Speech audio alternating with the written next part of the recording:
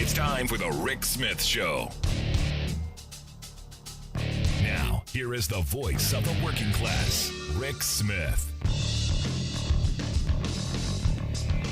And welcome, brothers, sisters, working class heroes. This is the Rick Smith Show.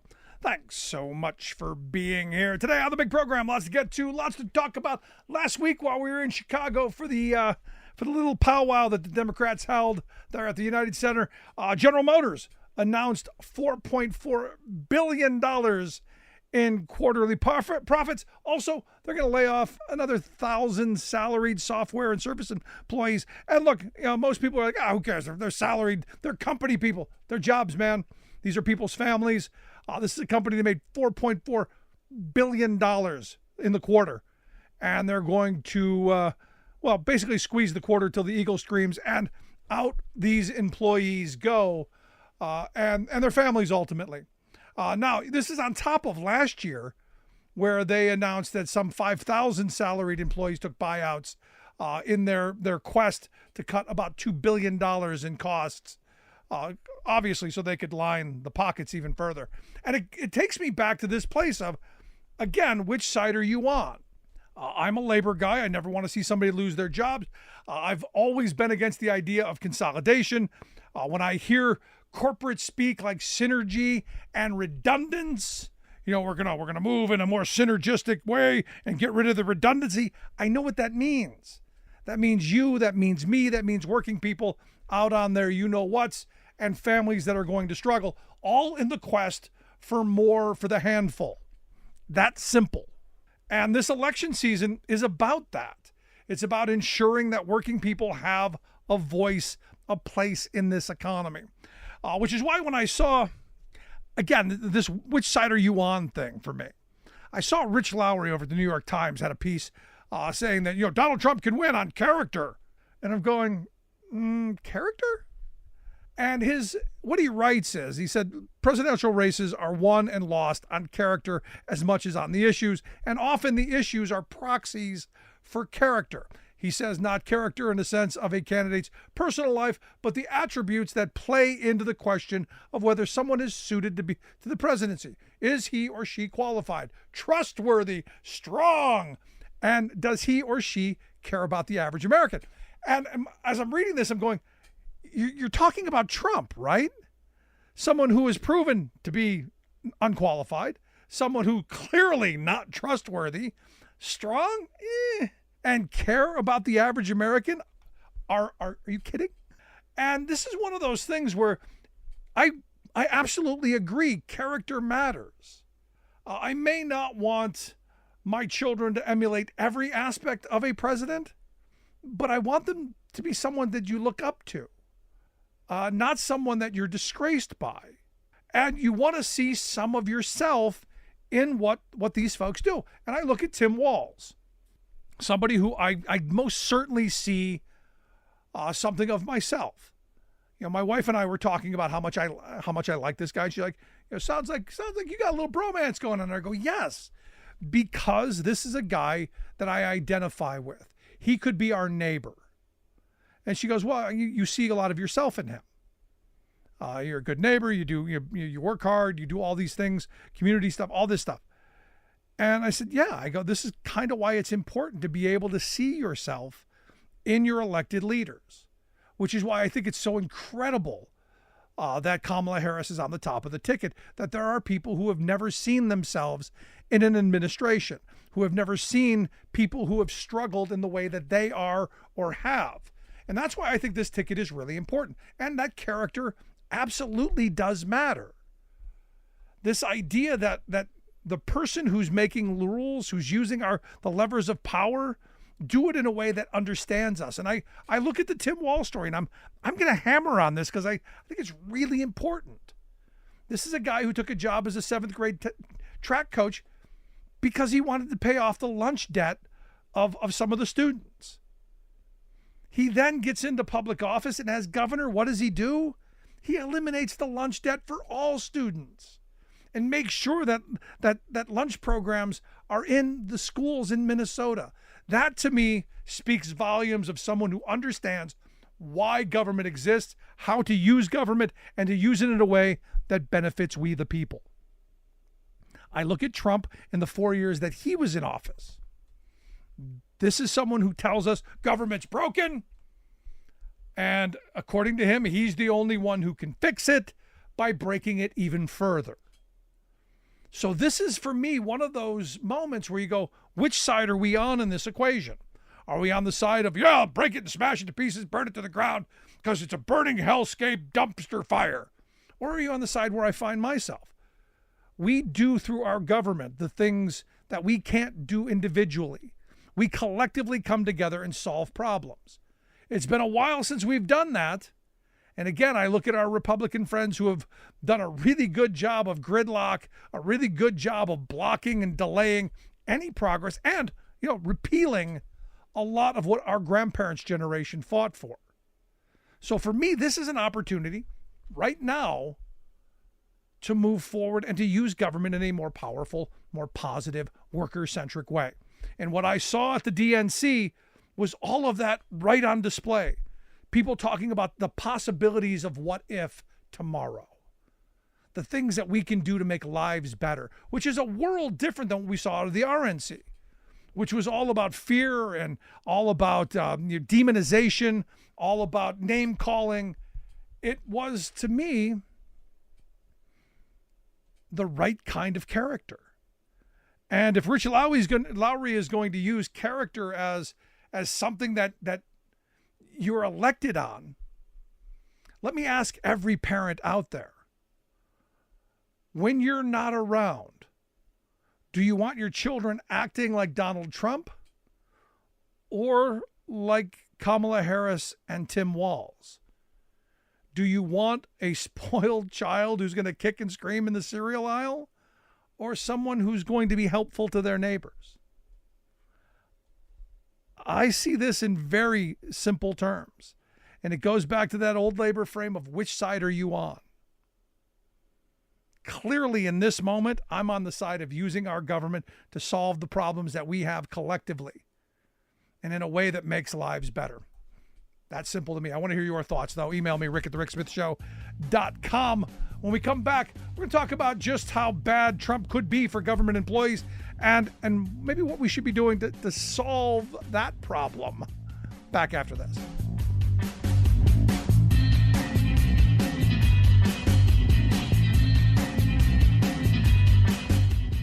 We are AFGE, the American Federation of Government Employees. We represent 700,000 federal and D.C. government workers who are the vital threads of the fabric of American life. We support our nation's military. We take care of our nation's veterans. We protect our nation's borders. We respond to our nation's crises and natural disasters. We provide services to our nation's seniors. The American Federation of Government Employees. We work for America. We are AFGE, the American Federation of Government Employees. We represent 700,000 federal and D.C. government workers who are the vital threads of the fabric of American life. We support our nation's military. We take care of our nation's veterans. We protect our nation's borders. We respond to our nation's crises and natural disasters. We provide services to our nation's seniors. The American Federation of Government Employees. We work for America.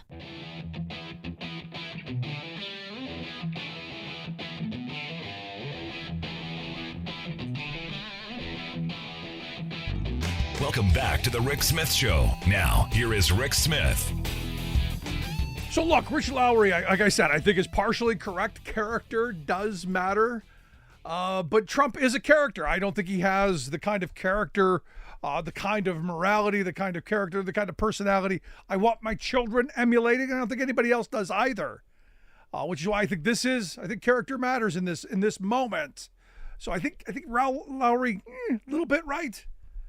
But here to share some thoughts on, Tim Walz, the convention, and answer the question, does character really matter? I've asked Rourke Hartop to come talk with us. Rourke is AFGE National Vice President for District 8. They represent federal workers in Iowa, Minnesota, North and South Dakota, and also Nebraska. So 2 Tim Walz states. Rourke, thanks for taking time for us. Hey, glad to be here, Rick. Thanks for having me. So let's start with convention. I understand you were in the arena with us as we were broadcasting from Media Row. You were on the floor doing your thing. Yeah. No, I was there, and great environment, a lot of energy, a lot of positivity. I mean, folks are genuinely excited about the Harris Walls campaign. Yeah, I mean, it's one of those things I've been saying, and I've probably been beating this a little bit too much. But if you want a Labor Party in this country, let's take one over, and looked pretty good last week in Chicago. Yeah, there was a huge shout out to labor and organized labor every single night. UAW was represented. Our national president, Everett Kelly, gave the invocation on Thursday night to kick off the events leading up to Harris's nomination.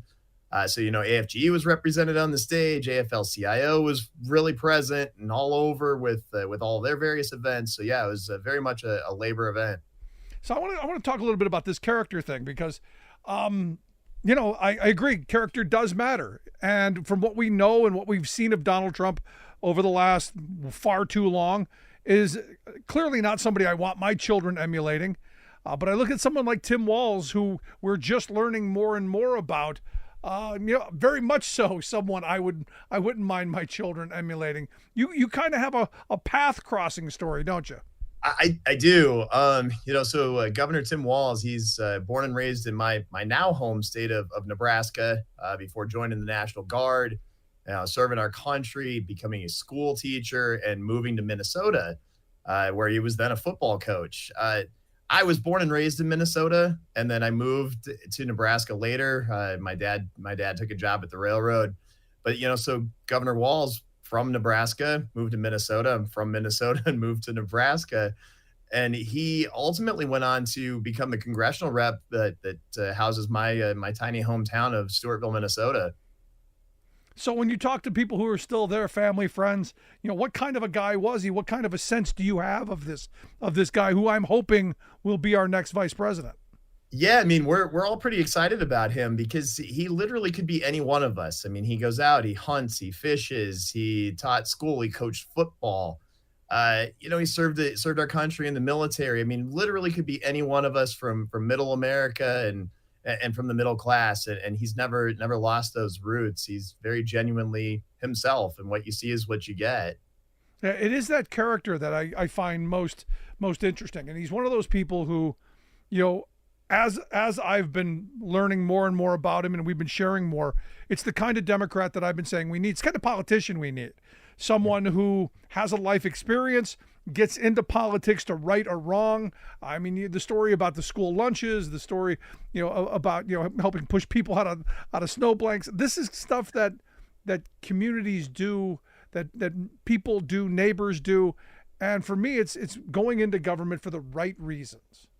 Yeah, he very much is that family oriented, community based sort of guy, and it's why I think we've seen him serve in so many ways. And I use that word serve, like it was never about him. It's just there's been a calling, you see it, and he goes to fill a space because he thinks he can help, and I think that's very much evidenced by the military, by the giving back to a community, being a public school teacher with the school lunches. I mean, just like you just hit it. I mean, that's the kind of guy he is, and the sort of leaders that we need more of in our country to remind us of our humanity and our sense of community. No, I mean, my wife and I were talking about it, and I was saying, look, this is the guy I've been constructing for all 19 years of doing this show. It's the kind of Democrat that I want to see, someone who's not going to offer to hold your coat during a street fight, someone who is going to, when they go low, you smash their face into the dirt, the kind of guy who's going to then reach out a hand and help people. And my wife's like, well, it sounds like you got a little bromance going on there. I go, I do. This is the kind of guy we need. And she goes, that's because you see yourself in him. And I thought, one, great compliment from my wife. Thank you. But yes, that's the reality. Yeah, you're 1,000% right. I mean, like I said, he literally could be any one of us. And that's why I think we all connect to him. And for those of us that have got kids, how wonderful was that to see how genuinely excited his son was to see his dad on that stage? Like, how wonderful was that? And again, I can't say this enough with, the FCC rules. I can't actually say it, but F. Ann Coulter. No joke, right? I think we've all been saying that for 20 years. Well, but in that moment, how dare you go after that child? Right. Someone who is enormous. I don't know if she's got kids or not, but I guarantee none of them are crying for her when she does something right. Right. If she does something. No, I mean, I don't want to attack her for that, but look, that was a genuine moment. It was a non-scripted moment. You couldn't possibly make that up. I felt for that kid. I was with that kid. That's an amazing moment, man. It is an amazing moment. And for anybody that's going to have anything negative to say about that, going back to your theme here about character, right? It speaks volumes to the lack of character that those types of folks would have to attack that kid and that family. I mean, that was such an amazing moment for all of us that take fatherhood seriously, right? Yeah, and especially that we understand that the child has some disabilities, some issues that are going to attack, unforgivable. But yet, and I've seen this meme on social media when you saw the crying, what's that kid's name? Kyle Rittenhouse. Yeah. When you saw him crying, boy, the right was all sympathetic and teary-eyed for him. Which I got to tell you, I know which side I'm on. Right. So maybe if Tim Walz' son had been carrying an automatic rifle, it might have been different. Oh, yeah. Well, I mean, that speaks volumes of the time we live in, doesn't it, Rourke? It does. Now, where I want to go now is that, look, obviously AFGE has endorsed the Harris Walz team.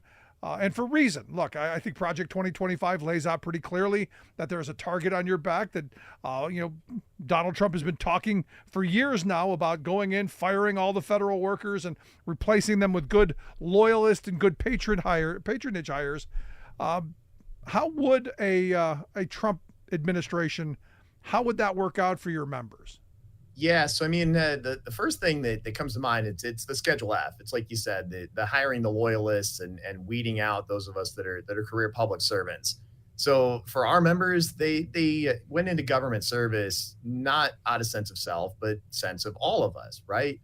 It's back to that community, and so they take it very solemnly and very seriously. And as long as I've been involved with the government, we roll with the punches. Each administration and party's got its own priorities. And we're the ones that endure to keep that continuity of government moving. And for them, this would be the end of their careers. For anybody that's ever taken it seriously, to then suddenly have to just be loyal to one party or another it's going to be unforgivable for them. And I mean, we can get into specifics. The last time around, we saw cuts to our official time that allowed us as federal employees the opportunity to work for the union and to represent our members in all of collective bargaining and around their conditions of employment. Those things would end. Myself, my home agency, I'm a Department of Homeland Security immigration officer, and part of Project 2025 would be to reclassify all of us as national security, which under statute removes us from bargaining unit status. So all of the wonderful things that our members enjoy in Homeland Security would suddenly vanish. They would no longer have the protections that we've been able to negotiate for. I was reading an NBC News article that said, union members are voting. How did the headline go? Union members aren't just voting on labor anymore. And you go, well, maybe we should be, because maybe we're not getting the right information in this. Which side are they on? And what you've just laid out is what Trump did while he was president. I think we have a little historic amnesia because we tend to forget just how bad Donald Trump was for working people. And we don't really talk about how good Joe Biden has been, and I hope how good Kamala Harris will be as she continues Biden's legacy. It's one of those issues that I think we have to go, as labor people, have to go and explain. This is what it was. This is where we are. We don't want to go back there. No, we don't want to go back. And that's been a theme for the Harris campaign, has been we're not going back. And it's the previous Trump administration, what they did more than anything wasn't so much the actions themselves, is they learned. They made a lot of mistakes and they learned, and they've had 4 years to sit on it and to perfect that. So the thought that they could just roll in and make the same mistakes a second time, I think is very foolish. I don't think they're doing that. That's what Project 2025 lays out. No, and look, to your point on this, I don't think anyone thought Trump was going to win, other than me. I don't think the think tank world, I don't think the right wing I don't think all the apparatus, I don't think all of the the bad idea people really believed he was going to win, so they didn't prepare. They weren't ready on day one to put their people into Trump's cabinet, and they let him go find his very best people who are just as incompetent as he is in a lot of places, or actually wanted to do the job and end up getting fired.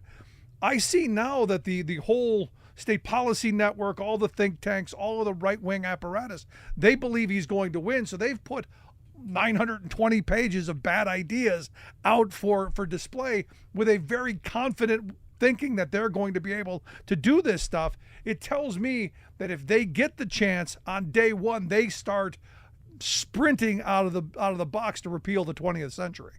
I think you're 1,000% spot on. I mean, and now we're starting to see the Supreme Court decisions coming through that are reinforcing their ability to do what it is they think they want to do.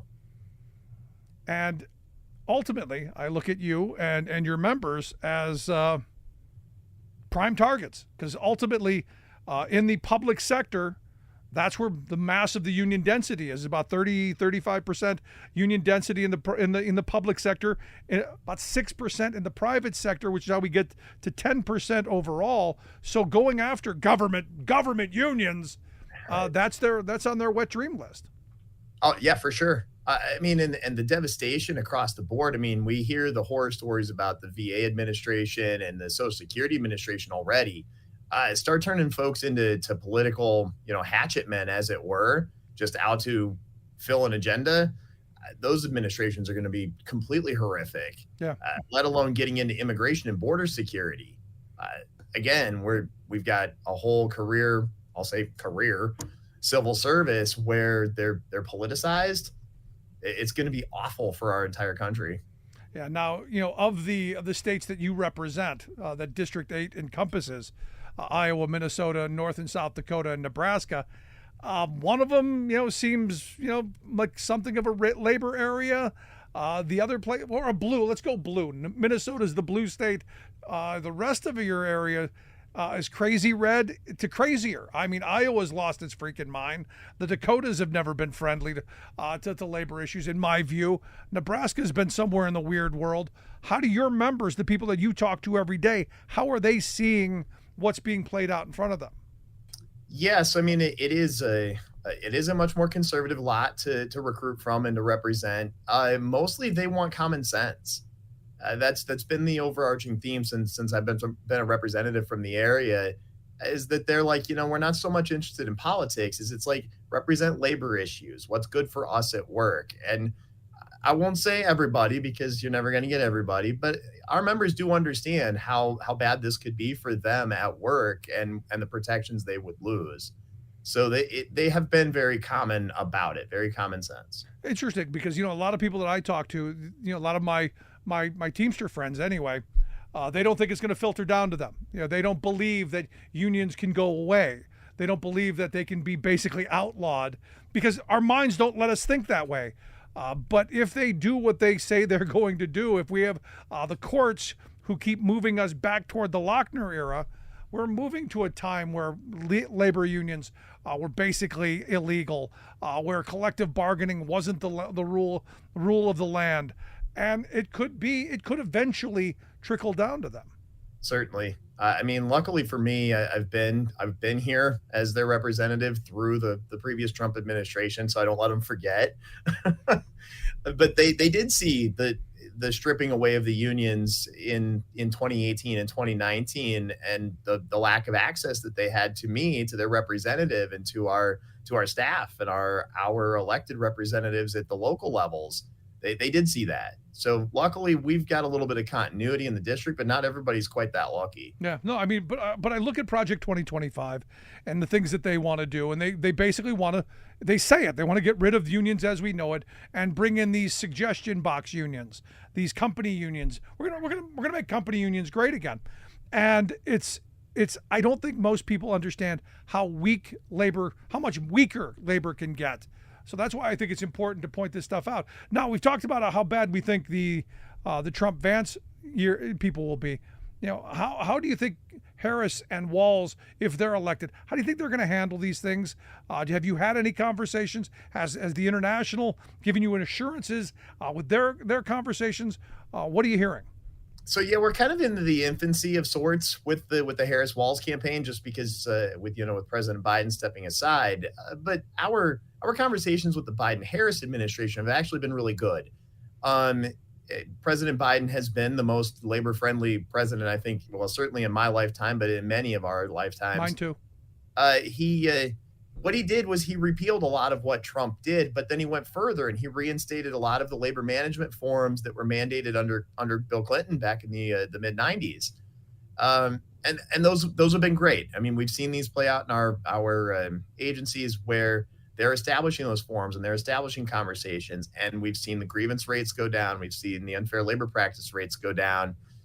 But further than that, Biden's was really building from ground zero. And for him to put forward initiatives, it's really just the start. And so now Harris and Walz have got an opportunity in front of them to where they can really push forward and expand further. And I think they see that. If the convention showed us anything, right? If the convention showed us anything, they're on Team Labor. They are, very much so. I mean, we felt the love walking in the door. And I think it's a little more visceral than just politics, in that, as I've been saying for a very long time, if you're going to reunite this country, we've got to reunionize. We've got to give people the opportunity to lead that American dream, to work hard, play by the rules, and yes, get ahead. So the best way to do that, the secret sauce of my grandparents' generation, was high union rates, more people with collective bargaining agreements, more people with contracts with cost of living adjustments, more people with health and retirement security, more people with job security. That for me, hopefully the way they're going. Yeah, it increases your confidence in the economy because you've got a steady paycheck coming in, that sort of thing. Being comfortable at work and knowing you're protected at work, it really does raise all of our psyche. And it's that old adage, right? A rising tide raises all boats. Yeah. And I think that's where you start. Any message for union members? Any thoughts before we wrap up? Yeah. So one of the themes of the Harris Walz campaign has been to do something. So my message to the members has been: look, there are plenty of opportunities to get out, to volunteer, to knock on doors, to put signs in your yards, to make phone calls and to do the phone banking. Please do something, because we can't go back. Do something and then vote. You got it. Yes, that's the biggest thing you can do, is do that. One something is to vote. There you go. Rourke, I appreciate you taking time for us. Good stuff. All right. Thanks a lot, Rick. Good to be here. Rourke Hotop, AFGE National Vice President, District 8. You want to get more information on what they do, we'll get links out on social media. You can take a look at that. Going to take a quick break. Back with your thoughts. Back with your emails. Stick around.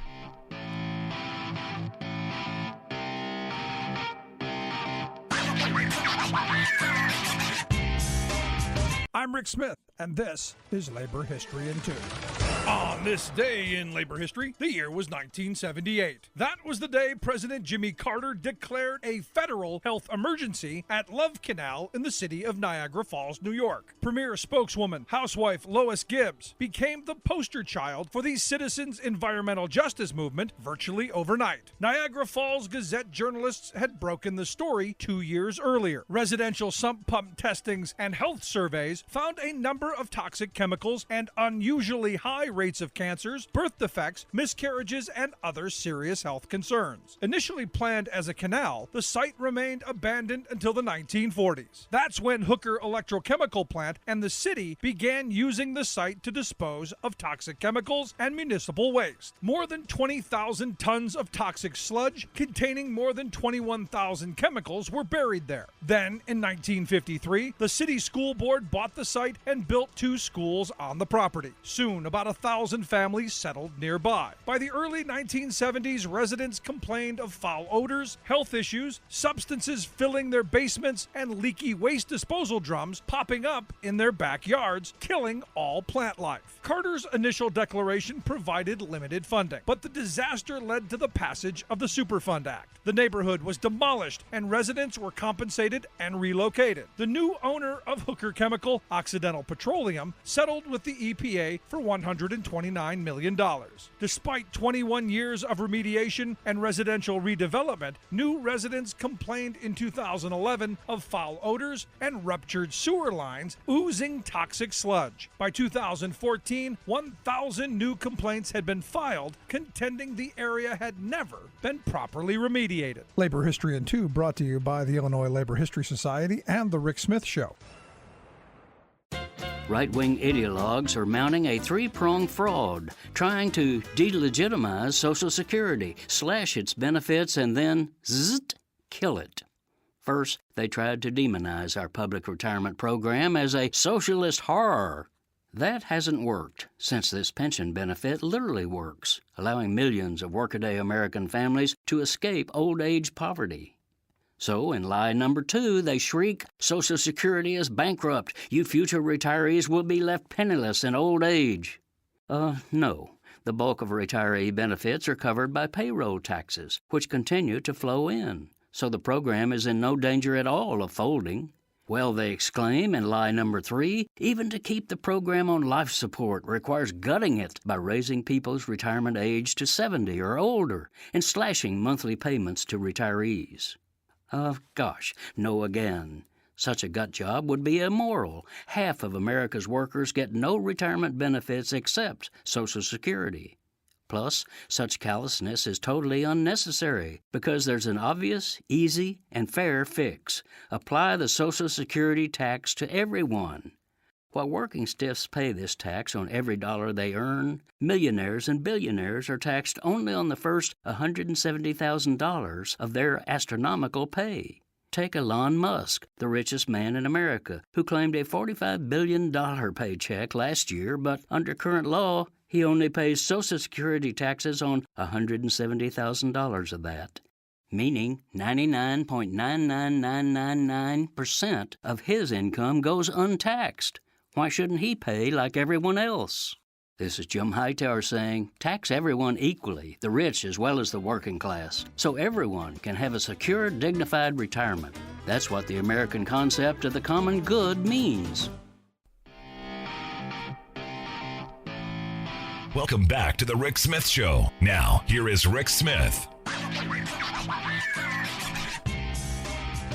So one of the things that drives me crazy is you look at these big companies, these big multinational companies with really deep pockets, and the first thing they seem to want to do when they take over a new company as well, fire all the old workers, especially if they're unionized, and spend lots and lots of money denying workers their right to a voice, to collective bargaining, to better wages, better hours, better conditions. And this has been going on for like the last year out in California as this big Mexican supermarket chain has taken over another chain here in the U.S.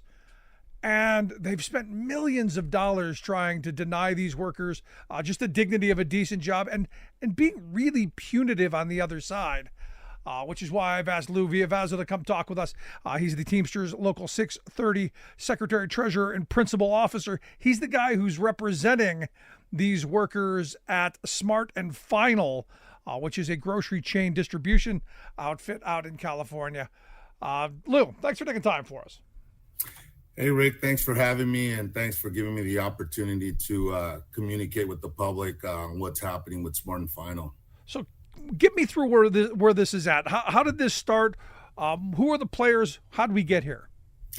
Yes, what ended up happening is the Teamsters had organized Smart and Final many years ago. So Smart and Final was actually under a Teamster contract for many, many years. And then, sometimes what happens over the years, apathy in the membership, and for whatever reasons, they fall for the company's lies. Those workers decertified back in the early 90s. And since then, we've had countless workers there that got fed up. They got fed up after several decades of the company being sold multiple times and takeaways and everything that they promised them, which they actually put on paper when they decertified.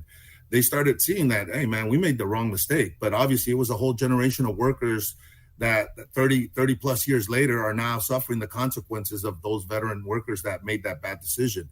And it's crazy because right next to the facility where they're at, They actually work next to UNFI, which is another big corporation that supplies a lot of the Hispanic markets as well. And they are Teamsters and they are under a contract, and they can see the difference between having a contract, having a voice at the table and not. So these workers came to us back in 2023 after they had enough. And because they were recently purchased back in 2021, that is when Chedraui, who is a big Mexican conglomerate, second largest grocery store owner and supplier in Mexico, purchased them for about 640 million. And over that time, really no engagement with their workers other than takeaways and changes. The workers had enough. They came to us and asked for help. How do we do this? And we talked to them. We told them what it was going to be a fight. And sure enough, our folks were up to the challenge. And we told them, and they brought in about 5 union busters that they brought in, holding their closed caption meetings, threatening them, all sorts of stuff, which triggered several ULP charges on that end. And at the beginning of 2023, they won their certification through the National Relations Board to bring in their union and have a voice at the table. Right after that, a second group of Smart and Final workers in Riverside also ended up coming to us, and there was already a disparity within the same company. So you have 2 distribution centers already making $2 to $3 difference doing the same work. So the Riverside folks were basically a second-class citizen to the commerce workers. And they said enough is enough as well. And as we were getting ready to begin, actually, we had started negotiations with them on Cinco de Mayo of 23. That following week, which was a week before the election for the Riverside group, the company ended up calling all the employees on the shop floor and said, we got some great news. So at the same time, they ended up telling all the workers that they were going to invest so much money into changing and modifying their stores. And not only that they had just entered into a new lease for a new 1.7 million square foot facility, and that they were going to create hundreds of more jobs, double the amount of what currently was in place. And then at the end, they said they would bring in all their 5 distribution centers and consolidate it into one. The worst part about it is that they told them that not to worry, we're going to have these jobs here. You just have to reapply for them. Okay. Which is a big issue. And several employees were raising their hands for questions, and they wouldn't give them the time. They said, hey, we're not going to answer any questions. If you have any questions, email us at chedrauiusa.com or .org. And they wouldn't answer their questions. But when you start telling employees, you're going to have to reapply, well, some of these members have been there for 30, 40 years. They've been through several changes and been bought and sold several times. They never had to reapply for their jobs. Right. And that's because the companies prior understood that you retain your workers because they're experienced. Not only that, they are the ones that built the Smart and Final brand. So what ended up happening after we started those negotiations, they ended up having those notices. We ended up talking to their attorney because Carlos Smith, who's the CEO for Smart and Final, yet has shown his face at the table. He was there with those union busters. He was able to do that, put out a nice video telling them why they shouldn't unionize, and visited one of the facilities with his armed security guards to intimidate our members. But since we started negotiating, he pawned that off on one of his attorneys, Steve Willis, out of Steptoe. And since then, all it's been has been delay, and avoiding to get a contract. Yeah, I mean, classic union busting. I do want to go back to the reapplying thing because this is one of those tactics that we see these companies pulling. That we're gonna move to a new facility and you can reapply for your job, which means you're all fired now.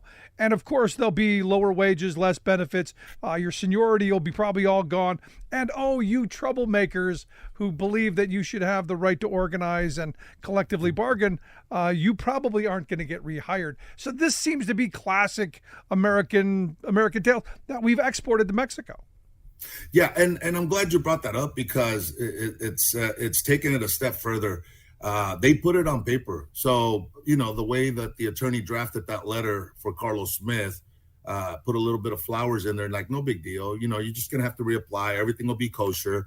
The reality is, no, we already knew what was coming. We saw the boogeyman behind it. And not only that, the way they did it, right a week before the Riverside folks were scheduled to vote, was to intimidate them. His visit to the facility with armed security guards was to intimidate the worker. So it's the same playbook, but it's a little bit different because them coming from Mexico, they don't have the labor laws we have here in the U.S. Okay, over there things run a lot different, and I think that this employer, this family Chedraui, and especially their CEO, thinks that they're in Mexico and that they can operate the way that they want to. It is true here. The resources are tight at the NLRB. It's a slower process, and they know it. So these attorneys guide these companies and telling them, don't worry about it. Spend the money, but we'll get rid of them. Why? Because we're going to delay it. By that time, we're gone with everybody else. The problem we have here is that as we got further into negotiations, we doing requests for information and getting the information, they did end up putting it on paper, how many jobs were going to be terminated, more or less a graph of when they're going to do this. And the problem with this is that it's all based on retaliating against the worker. Because if they knew what they were doing on running a business like that, that you retain the folks that built your company. They're the ones that built. You just bought it. You came in with heavy pockets and bought it. But these workers are the ones that are actually running those warehouses, supply the 250 plus stores, and for you to now take the position, we don't need them. We're going to move them over here, pay them $10, $12 less, and we're going to bring a bunch of people that are going to want these jobs. No, they're not. And that's what we've told them before. I said the turnover rate, even now at those distribution centers, they go through about 150 to 200 people every year, and they're lucky if they keep 10 of them because of the amount of work that these folks do, because of the engineering standards that they have to go through, and not only that, the temperature climate that they're in some of these rooms. I mean, one of these facilities is a giant cooler. They're bringing in folks off of a temp agency in shorts, not even giving them the proper PPE to be in those temperature controlled rooms to select this product. So it's a big issue that we have. We have over 100 complaints in front of the National Labor Relations Board. We have dozens and dozens of ULP's unfair labor practices in front of the board, including the one we recently have, the recent charges that were filed as they went out on strike last week on August the 19th. And that is because this company continues to retaliate against these workers, continues to spit in the face of U.S. labor laws, and also takes it a step further. There was a new law that went into place out here in California, was an amendment to the Grocery Worker Retention Act. And the reason being is there was already a law on the books prior to that was put in by the Assembly member Lorena Gonzalez, and then recently modified by the Assembly member Chris Holden. And what that law provides under AB 647 is that if a company consolidates, restructures, you know how you have these mergers. So under that process, because that happens a lot in the grocery industry and it's happened over the years. So when that happens, this law was put in place for them to make sure that their current workforce has priority over folks being hired off the streets. Right. Okay. Under a union contract and under the Teamsters setup we've gone through these mergers. We've gone through it with Safeway and Vons and Albertsons. But under that, the companies negotiate with their union, with the representatives, and we come to an agreement. They understand, they protect their worker. Why? Because they're the reason that they're successful. They're the reason that the communities go to shop at these supermarkets, right? So you take your workforce with you because it applies from the distribution center, the drivers that deliver it to the stores, all the way to your clerks at the store. These laws were put in place because we've had situations like that before. We had back in 2015-16, we had something that's known as the Hagen's deal, right? And this has happened before, where you have companies that try to come into the industry, but it's kind of a shell game, and they move things around just for these bigger corporations to come back and buy these markets on pennies on the dollars. That happened back in 2015, and a lot of union members lost jobs because of it, because those stores ended up closing up. Here we are where you're seeing it now between Kroger and Albertsons, right? As a matter of fact, today they're in court right now up in Oregon, right? Trying to fight the FTC because the FTC is blocking it. Because it's not going to be better for the consumer. It doesn't save the consumer any money. All it does is gives them more leverage for them to be able to set prices. I mean, and to hold down wages. Yeah, lower the wages. They keep saying there's not going to be no loss of jobs, but we all know what that's not true. And not only that, it creates a food desert in some of the communities where they're not able to get food to their families. So all of these mergers and acquisitions only benefit the top and the shareholders, and it doesn't take the community into interest. Now, let me digress, going back to Smart and Final. The same thing is going to happen here. Smart and Final, you don't put 5 DCs into one giant 1.7 million square foot facility and not have potential to grow. Their plan is no different than Kroger in the future. They're setting themselves up to be able to swallow up some of the other Hispanic markets. And that's going to impact other union members as well, as I mentioned, like at UNFI. But right now, what they're doing to these workers, not only is immoral, they should be ashamed of themselves. And also the government officials that are allowing this to happen. We have laws on the books that have the teeth that allows them to put an injunction to stop that. But the problem we have is that they're not moving fast enough. Whether it's a lack of resource or what, we can't be passing laws that are toothless. We have the law AB 647 right now, which the DLSC is opened up an investigation into them, okay? We have yet to hear where they're at with this.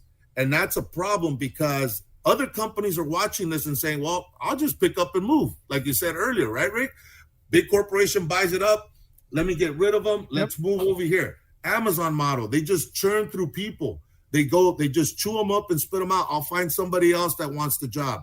And the whole thing is a race to the bottom. That's the problem we have. This company is coming from Mexico. They have the money to keep this locked up at the NLRB for years. Yeah. And the problem with that is, meanwhile, who's losing? The American worker. And in this case, it's all retaliatory because they're the ones that created this issue. So they got a problem with the union.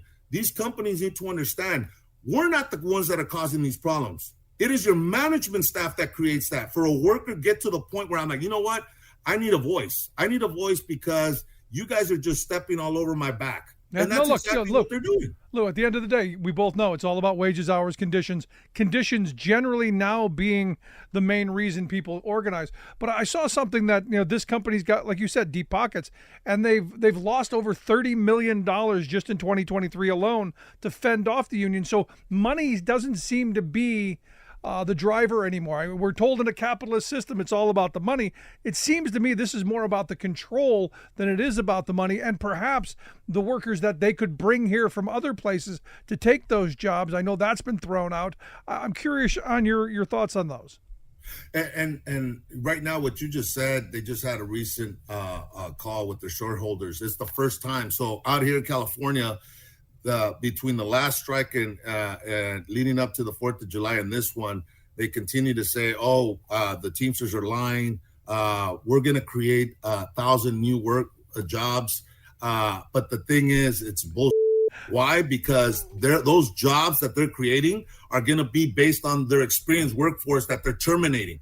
That's what they're not telling the public. So what we're out there right now is we're not just on strike out there. We're also, we have a consumer boycott out there. We're out there in front of a lot of these stores throughout Southern California, letting the public know what this company is doing, which is coming to the U.S., destroying American jobs. They're not creating any new jobs.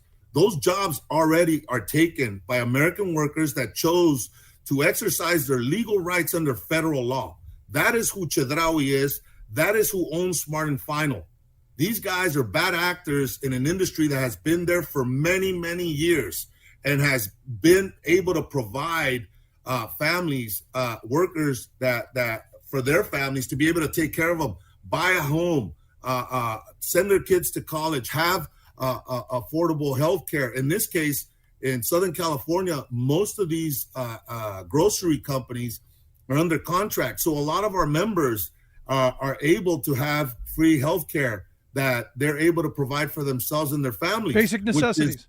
That's a right. Basic necessities. So last question I got for you, Jimmy. Yes, sir. Last time I got for you, Lou, is what can we do to help? I mean, ultimately, this is about putting pressure on this company. Ultimately, it's about putting pressure on our elected leaders. Ultimately, it's about we as consumers exercising our right to not to go and patronize these businesses. You know, what do you want us doing? How can I help? How can our audience listening help? Well, what I'm asking all your audience, and I know you're all across the country, because to support these workers by not shopping at Smart and Final, we need to boycott this employer. We need to control the purse. We control where we spend our money. And the only way these corporations are going to understand that is by us shopping where they take care of their workers. You know, you have a choice as to where you spend your money and how you provide for your family. And if this company wants to continue to violate the law, both federal and state laws, we need to give them the example that we're not going to shop there until they get their act together and take care of their employees who actually built that brand.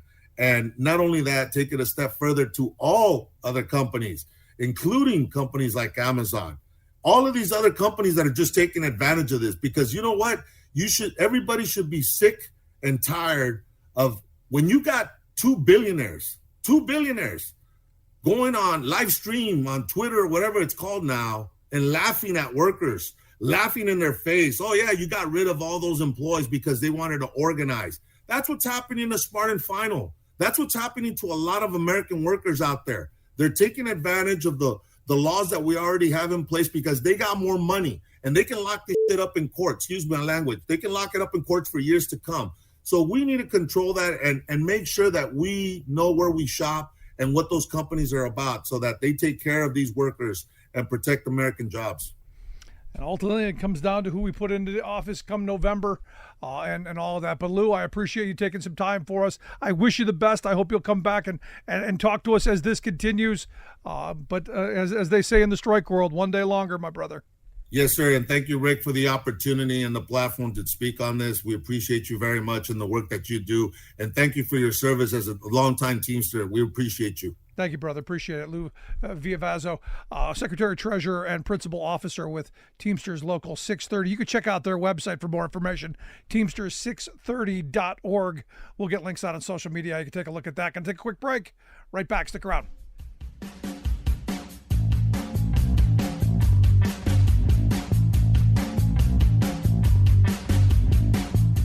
I'm Rick Smith, and this is Labor History in 2. On this day in labor history, the year was 1921. That was the day that the Green Bay Packers football team received a charter from the American Professional Football Association. A year later, this would become the National Football League. The Green Bay Club had started up 2 years earlier. Its original sponsor was the Indian Packing Company in Green Bay, Wisconsin. They packaged canned meat. Meat packaging was a major industry in the Midwest during this era. Packing plants in Chicago, Kansas City, Iowa, and Wisconsin processed the cattle and pigs raised in the West as meat to feed the nation. Curly Lambeau was a shipping clerk for the company. He helped to organize a group of local players into a football team. Curly persuaded his boss to donate money for the uniforms, and it was there that the name Packers was born. When the Indian Packing Company fell on hard times, they were bought out by Acme, another packing company based in Chicago.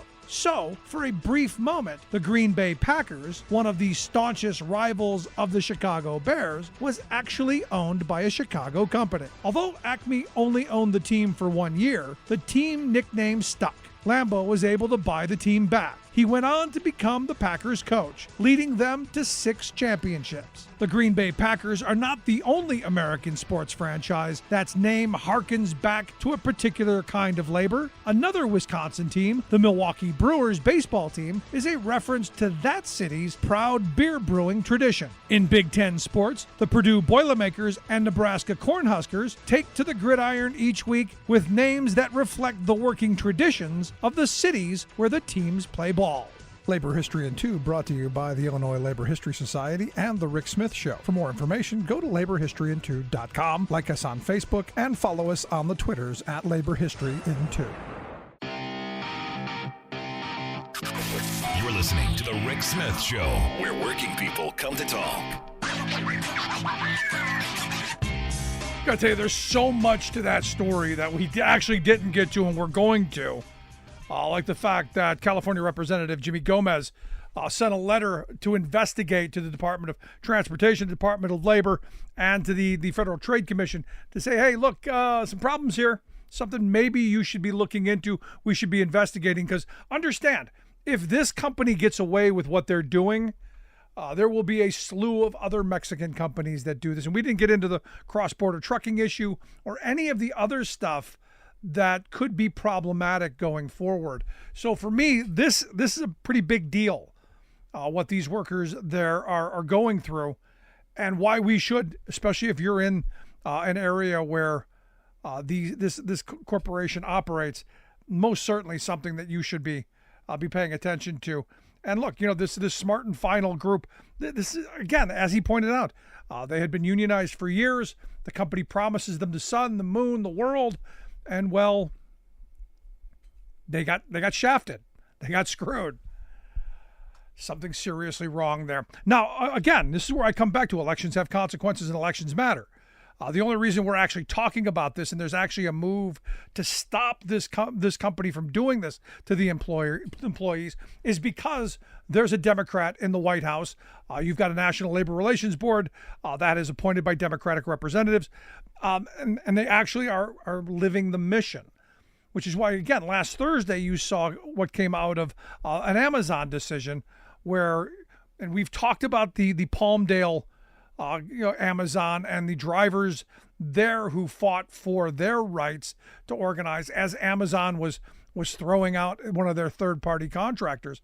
And this most recent opinion by the National Labor Relations Board is kind of reviving that joint employer rule, ruling that the workers in Palmdale, California, at the Amazon are actually employees. And why this is important, and this is an ideological Democratic Republican debate. Republicans want everyone at will. They want everyone working gig jobs and disposable. Democrats are going, hey, look, there should be some security with jobs. You should have a right to a job, absolutely, and that job should come with good benefits, good wages, and security. Not just hey, you're on your own there, buddy, but actual employment with actual rights. And this joint employer rule is kind of a big deal. You remember during the Obama years, they were moving in that direction. When you see an Amazon truck rolling down the street, you think they work for Amazon. They don't. They work for a third-party contractor that contracts with Amazon. They wear the clothes, they drive the truck, they have to do what they're told, but they don't really work for Amazon. Democrats are saying, no, if you're wearing the uniform, you're doing the job, they got command and control of you, you work for them. And they have certain things that they have to meet. Workers' comp, unemployment, you go down the list. Union rights. Republicans are saying, no joint employer rule. In fact, when Trump took office, one of the first things he did was overturn Obama's joint employer rule. So for me, this is another one of those issues that working people have to go, which side am I on? Am I on the side of we want good jobs that pay good wages, where I have union rights, where I have security rights, where I'm actually an employee? Or do I want to work in an environment of at will? I'm on my own. It's a gig job. There's nothing there that the corporation has any responsibility to me. It's only, what can you do for me now? So understand, November, when election time comes around, these are the issues that you've got to weigh. Look, the personalities, I don't care about that. It's the issues.